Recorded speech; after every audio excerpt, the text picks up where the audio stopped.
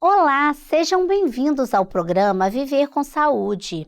O nosso programa é transmitido pelas multiplataformas digitais da Igreja Cristã Maranata.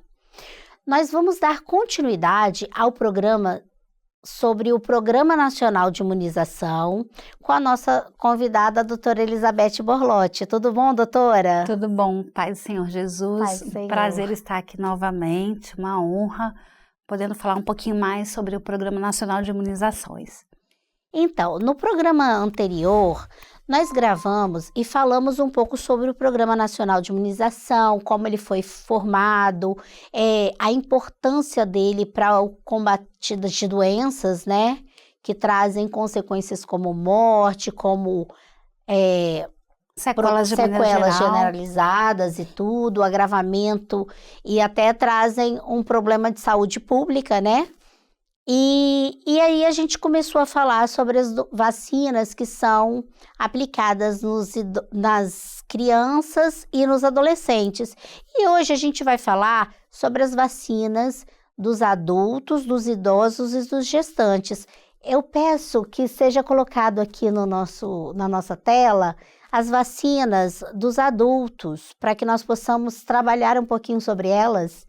Então, a respeito da vacina dos adultos, né? Dentre os adultos são contemplados, por exemplo, a hepatite B, que está ali, né? 3 doses de acordo com o histórico vacinal. Então, a gente vai ver a imunização. Os reforços, praticamente das vacinas que são necessárias, são feitas a cada 10 anos. Então, por exemplo, a difteria tétano, após 3 doses a cada 10 anos. Então, a grande maioria das vacinas, ela é repetida, os reforços são feitos a cada 10 anos, a não ser que sejam populações especiais, né, trabalhadores da área de saúde, esse espaço de tempo é um pouquinho mais reduzido, pessoas privadas de liberdade, algumas situações de pessoas que moram em LPIs, né, que são as instituições de longa permanência.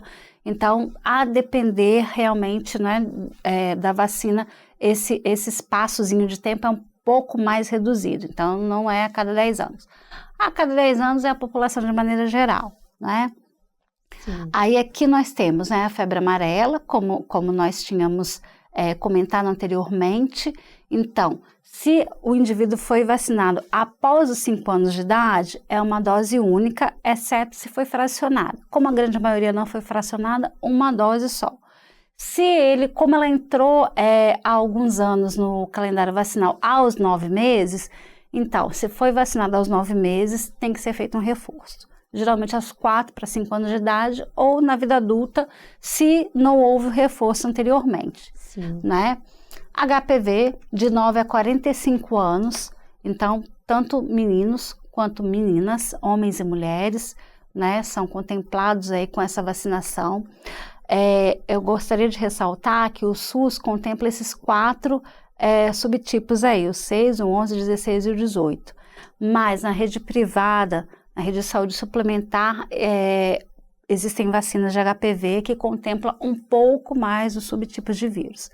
Então, né, é uma boa opção para quem pode fazer isso também na rede suplementar. Sim. Se não pode, não deixe de fazer no SUS, porque esses sorotipos aí são aqueles que podem, em 99% dos casos, causarem câncer de colo de útero e também pode causar o câncer de pênis.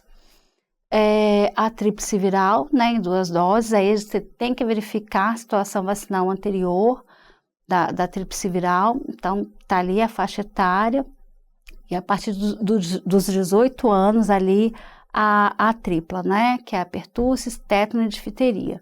Então, importantíssimo deixar esse esquema vacinal em dia, né, e fazer os reforços, que geralmente são a cada 10 anos, a depender da população a ser vacinada. Então, essa é praticamente a faixa etária, né, dos adultos e dos idosos também, que é mais ou menos isso daí. E aí, não é? acima de 60 anos, a hepatite B, a dupla, né, difteria e tétano, a febre amarela, né, e também a celular, que também pode ser feito a tripla ali, né, a vacina de difteria, tétano e pertussis. Então, todo esse esquema vacinal, tanto no idoso quanto no adulto, é um pouquinho parecido, e os reforços a cada 10 anos, tá? Existem algumas vacinas que são feitas na rede suplementar de saúde, ok? E que aí fica a critério do paciente, do usuário, fazer ou não essa vacinação. Mas, basicamente, o SUS contempla grande parte daquilo que tem que ser imunizado no indivíduo. Nós podemos também, nós temos vacinas específicas para gestantes, não tem isso? Temos. Dentre as vacinas da gestante, tá a hepatite B, e aí é verificada a situação, o status vacinal dessa gestante, se a vacina foi feita, em quantas doses que foi feita, e se é necessário fazer um reforço ou se não é necessário vacinar. Então, depende muito do esquema vacinal que já foi feito nessa gestante, né? Temos a dupla, essa vacina, a dupla, né, que é a difteria e tétano, previne inclusive o tétano neonatal. Então, é aquele tétano do coto umbilical, no momento ali que né, é feito ali a secção, o corte no coto umbilical. Então, essa vacina previne a infecção do tétano no bebê, tá? No caso, eu gosto de falar sobre hepatite B porque algumas gestantes, né, que tenham sido contaminadas com hepatite B, que não têm status vacinal em dia, ela pode haver a transmissão vertical, ou seja, da mãe para o feto, da mãe para o bebezinho que está na barriga da hepatite B. Quando isso acontece, né, que o bebê nasce lá na maternidade, é verificado, né, o status vacinal, a condição, se a gestante estava com a doença ou não, é feita uma imunoglobulina nesse bebê, preferencialmente nas primeiras 24 horas de vida. Por quê? Para evitar que esse bebê adoeça e principalmente a cronificação da doença. Que aí vai chegar na vida adulta com a doença, com tudo aquilo, né, com aquele prognóstico que a hepatite B crônica traz para o indivíduo. Então, é importantíssimo o status vacinal, a gestante está imunizada da hepatite B, para não haver essa transmissão vertical para esse bebezinho e para, né, se nasceu numa maternidade do SUS, Sistema Único de Saúde, existe um treinamento para o médico, para o enfermeiro, para todos os profissionais de saúde, para já nas primeiras 24 horas entrar com aquela imunoglobulina. Eu acho importante falar a diferença entre uma vacina e uma imunoglobulina, porque a imunoglobulina é o anticorpo já pronto, ou seja, a vacina ela é inoculada no indivíduo para poder ativar esse sistema imunológico, então ele vai precisar de um tempo para produzir esse anticorpo específico. Quando não tem esse tempo hábil, a gente administra a imunoglobulina. E aí, aquele anticorpo já está pronto para poder combater a doença. E é isso que a gente faz nas primeiras 24 horas de vida de um recém-nascido que nasceu de uma mãe sabidamente com hepatite B, tá? A difteria e tétano também é feita, então a gente vê, né, como é que tá, se tem as 3 doses, esquema vacinal, há quanto tempo que foi feito, né, porque às vezes a gestante tem 3 doses, mas aí ela está no 10º ano para fazer o reforço. Então ela vai ter que fazer, ou ela está com 7 anos, né, para fazer o reforço em 10 anos. Ela vai ter que fazer isso daí antes do prazo. Se ela tiver com 5 anos, né, da última 3ª dose, sim, ou mais, aí não precisa de fazer, tá? E aí também, se essa gestante não tinha a vacina de difteria, tétano e pertussis, ela vai fazer também. Então, ela pode ser feita uma ou outra, a depender aí do status vacinal dessa gestante. É muito importante, porque a prevenção, nesse caso, não é para um indivíduo só, não é só para a mãe, é para a mãe e para o bebê que ela está gerando ali. E a gente sabe que existe algo sobre que a imunização de uma parte da população, ela atinge de forma geral, né? Eu esqueci o nome que se dá para isso. A imunização, né? A imunização do rebanho, né? Isso. O que acontece, né? Quando existem pessoas que realmente estão contraindicadas a serem vacinadas, né? É uma pequena parcela da população, né? E quando nós estamos vacinados, nós que podemos ser vacinados, eu, você, a população de maneira geral, nós protegemos esses usuários, esses pacientes. Quem são essas pessoas? Pessoas que estão em tratamento de quimioterapia, de radioterapia, elas não podem ser vacinadas, não é? Imunodeprimidos, ou seja, né, a depender, né, a pessoa que tem HIV, a depender da contagem ali das células deles, se tiver uma contagem inadequada, ele não vai poder ser vacinado. Então, nós protegemos também esse indivíduo. Então, existem algumas situações realmente de doenças. As pessoas que tomam corticoides de longa data, né, algumas doenças autoimunes, os pacientes eles têm que tomar esse corticoide. Então, há anos, então ele não pode receber a vacina também. Então, algumas situações, pessoas que tiveram eventos adversos à vacina. Então, por exemplo, um indivíduo que teve uma síndrome de Guillain-Barré após a vacinação, comprovadamente foi uma reação adversa à vacina, ele também não vai poder receber determinadas vacinas. Então, essa parcela da população, né, ela realmente não pode ser vacinada. Então, não é um movimento de hesitação vacinal, é porque realmente não pode. Sim. E aí, quem está vacinado, eu, você e os demais, nós sabemos que nós estamos protegendo essa parte da população que não pode ser vacinada. Isso é de extrema importância, porque para que elas não adoeçam, né? É uma população que naquele momento ali está vulnerável. E nós, se estamos vacinados, essa imunidade de rebanho vai proteger essa população de adoecer, né? E de consequentemente agravar, e visto que já é uma população vulnerável, né? De chegar inclusive ao óbito.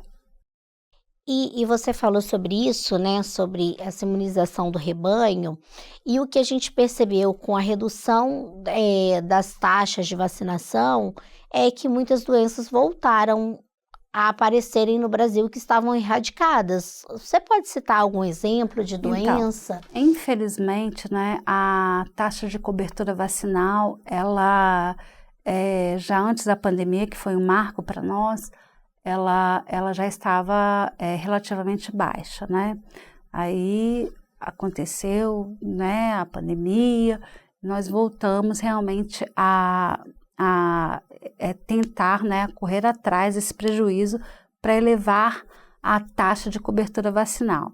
Sarampo era uma vacina, era uma doença que estava erradicada, né? Então, nós tivemos casos de sarampo, de reentrada do sarampo.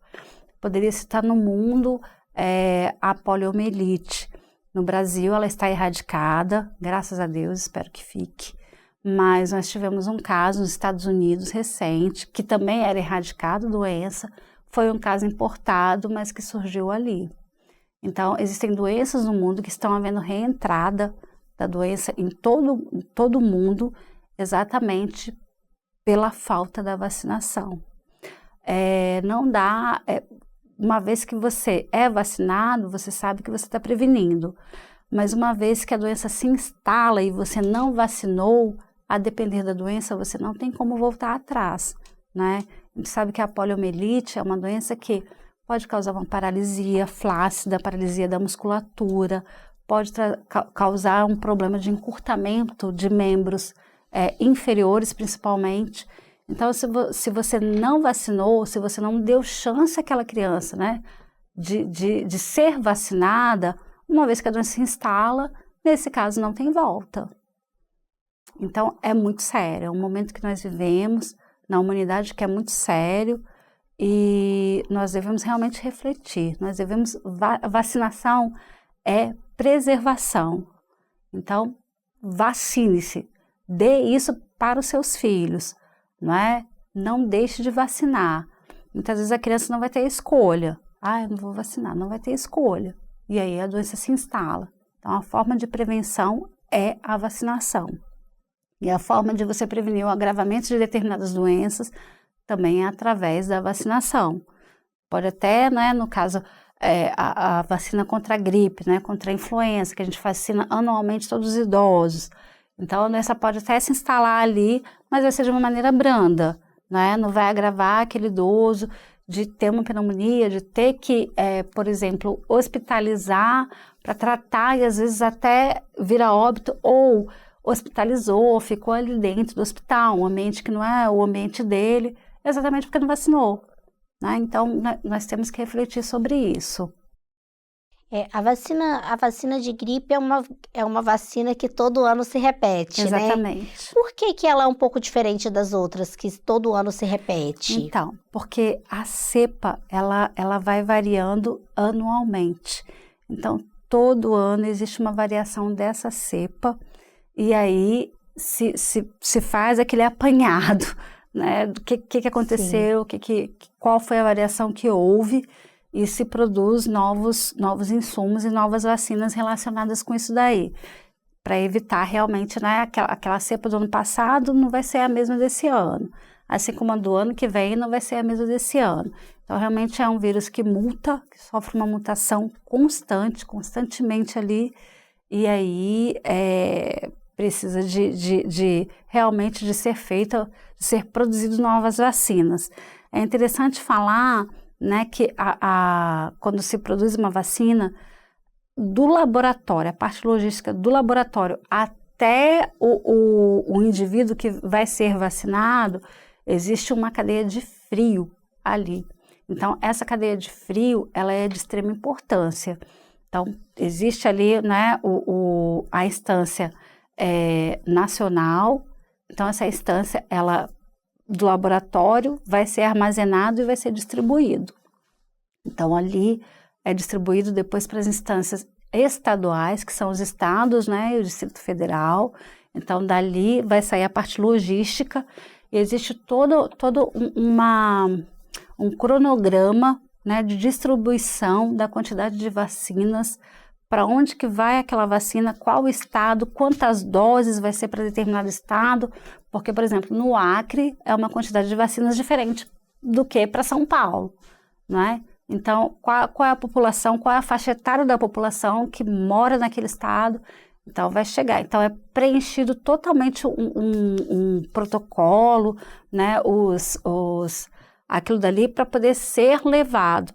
Qual é a forma de transporte, né? Porque dependendo da vacina, vai ter que ser de avião ou vai ser de automóvel, enfim. Qual é a via fluvial, qual vai ser aquela via? Então, tudo isso, toda essa parte é feita, é realizada de maneira adequada para que se chegue nos estados, e a partir dos estados, a rede, que aí passa, né, para a coordenação realmente das secretarias estaduais, a partir de então, vai para os municípios. Então, essa rede de frio, ela contempla todas essas três instâncias. Quando ela chega no município, né, que é a coordenação pela Secretaria Municipal de Saúde, dali ela vai para as salas de vacina, que são nas unidades de saúde, né, e ali também é acondicionado de maneira adequada, né, a quantidade de imunizantes, de frascos, enfim, os lotes é administrado. Então, a pessoa que está ali dentro da sala de vacina, existe um responsável pela sala e existe o vacinador ali dentro. Esse vacinador, ele tem um treinamento específico do Ministério da Saúde.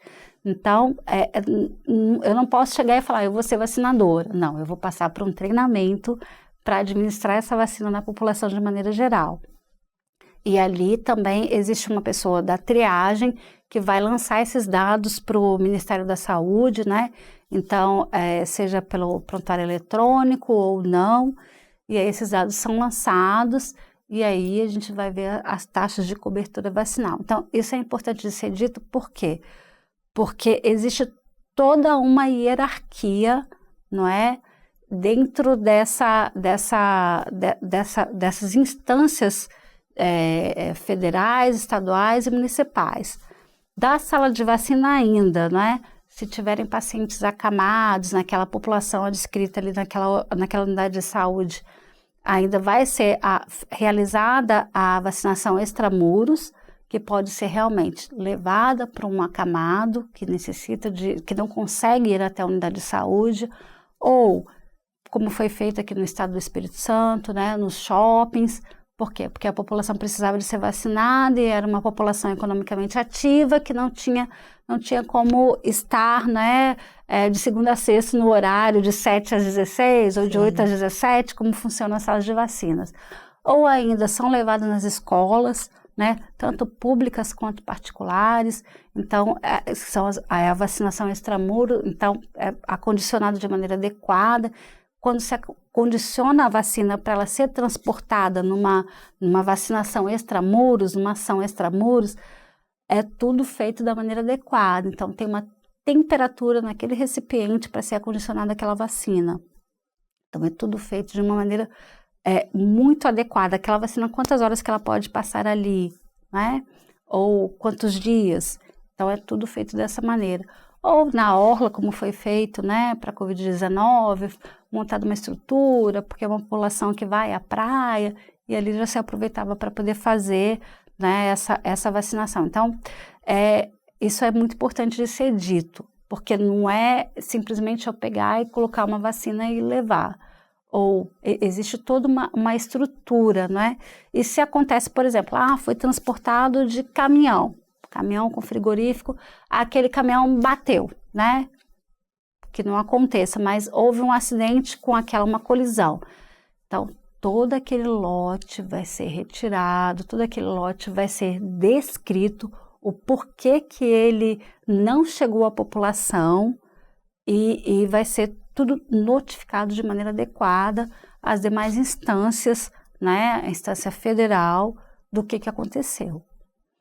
Quando, por exemplo, existe um pico de energia, né? A unidade de saúde teve um pico de energia ali e aquela geladeira, aquele frigorífico teve que ficar por algumas horas. A gente tem um cálculo de horas que aquela vacina pode ficar sendo armazenada ali. Passou daquela quantidade de horas, nós iremos levar, o profissional de saúde irá levar para um local para ela ser acondicionada, né? Se de tudo, né, como aconteceu em São Paulo, que ficaram dias sem energia, sem a distribuição de energia elétrica, aquela vacinação, aqueles frascos serão recolhidos, aqueles lotes, eles serão testados e se eles não puderem ser utilizados, se tiverem perdido, né, a eficácia e a eficiência, eles vão ser desprezados de maneira adequada. Então, é muito sério, né? Vacina não é brincadeira. Então, tudo que acontece em torno da vacina, existe todo o embasamento científico para que ocorra e para que chegue até mim, até você, até o usuário que vai ser vacinado ali. Muito bom saber sobre isso, né? A importância e a seriedade com que é tratado esse assunto nos meios próprios, né? Porque, dada a importância da vacinação à população. Eu agradeço mais uma vez você, doutora Elizabeth, pela sua participação, pelo tema que foi trazido, pela importância de alertar a população sobre isso. Sim, eu que agradeço por estar aqui mais uma vez, é sempre um prazer estar aqui falando sobre assuntos tão importantes, tão sérios, que trazem tanta relevância para a sociedade de maneira geral, para a nossa população, para a valorização daquilo que é feito, né, daquilo que nós temos, e até com um certo orgulho eu falo sobre isso, né, sobre o nosso calendário vacinal, que é um dos melhores do mundo, e exceto as exceções que nós citamos, realmente vacine, né, não deixe de vacinar, não deixe de cuidar de você e da sua família, né, e uma das formas de cuidado é não negligenciar a vacinação, é manter esse calendário vacinal, seja na criança, seja no idoso, no adulto, na gestante, em dia.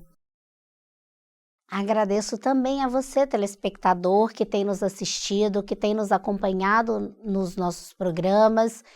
Comente, compartilhe, divulgue esse conteúdo para que toda a população possa ter ciência da importância da vacinação e possa viver com saúde.